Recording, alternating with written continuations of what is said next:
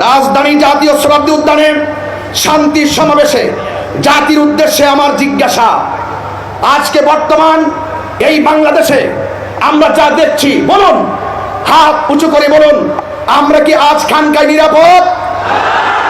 আজকে আমরা কি রাজপথে নিরাপদ? আমরা কি অফিসে নিরাপদ? আমরা কি রাস্তায় নিরাপদ?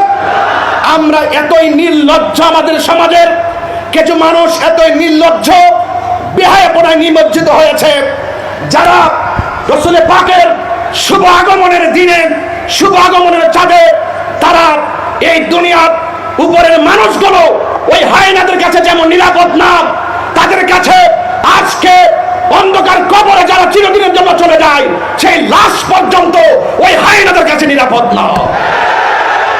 জাতি আজ কি দেখছে বাংলাদেশে?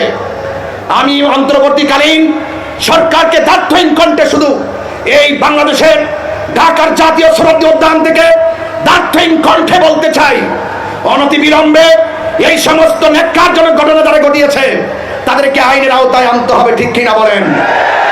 আমরা শুধুমাত্র জানাই দিতে চাই, এই দেশে 12,000 দরবার আছে। আহলে সুন্নাত ওয়াল জামাত বিচ্ছিন্ন নয়।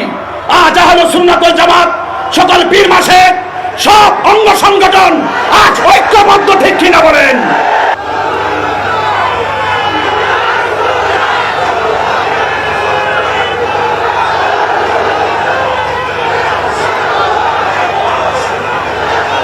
আমার সুন্নি জনতা এই দেশের ক্রাইসিস মুভমেন্টে, কোন সংকটে, কোন দুর্যোগে, এই দেশের সার্বভৌমত্ব রক্ষায়, এই দেশের ধর্মের সুরক্ষায়, সম্প্রীতি রক্ষায় যদি আমাদেরকে কখনো ডাক দেওয়া হয়, আমরা কি এভাবে, আমরা কি রাজপথে আসতে প্রস্তুত আছে?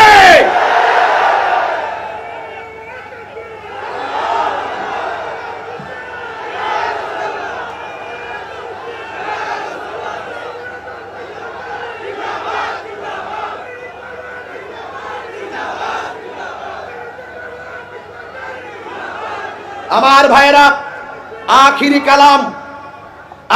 কালাম আমি সরকার প্রধানকে আন্তরিকভাবে বলে দিতে চাই, তো যারা এই মৃত লাশকে উপরে তুলে আঘাত করে আগুন দিয়ে পোড়ায়, এরা কখনো সভ্য জাতি হতে পারে না। এরা বর্বর জাতি হিসেবে বারবার বিবেচিত হয়েছে।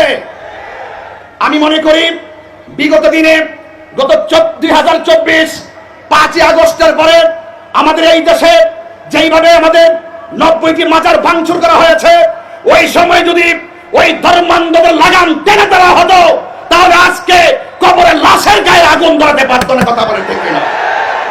এই জন্য পবিত্র ঈদে মিলাদুন নবী সাল্লাল্লাহু আলাইহি সাল্লাম উপলক্ষে জশ্নে জুলুস আলমদলিতে আমাদের দেশবাসীর উদ্দেশ্যে বার্তা হলো এতটুকুই, আল্লাহর হাবিব পৃথিবীতে এসেছেন, শান্তির বার্তা নিয়ে এসেছেন।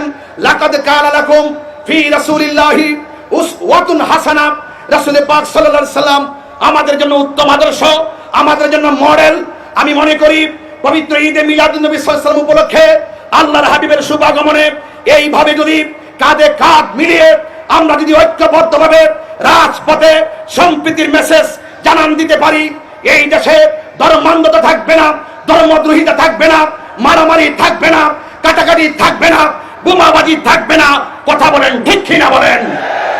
এই দেশে শান্তি প্রতিষ্ঠায় আজকের এই ঐতিহাসিক ঢাকার জাতীয় উদ্যানে, সোহরাওয়ার্দী উদ্যানের এই প্রোগ্রামটি যথেষ্ট প্রাসঙ্গিক। সেই প্রাসঙ্গিক প্রোগ্রামকে মূল্যায়ন করে রাষ্ট্রের গুরুত্বপূর্ণ সিদ্ধান্তে আমাদের আহলে সুন্নাত ওয়াল জামাতকে অন্তর্ভুক্ত করার সরকার প্রধানকে অন্তর্ভুক্তির আহ্বান জানিয়ে বিদায় আরজ করছি। আসসালামু আলাইকুম ওয়া রাহমাতুল্লাহি ওয়া বারাকাতুহু।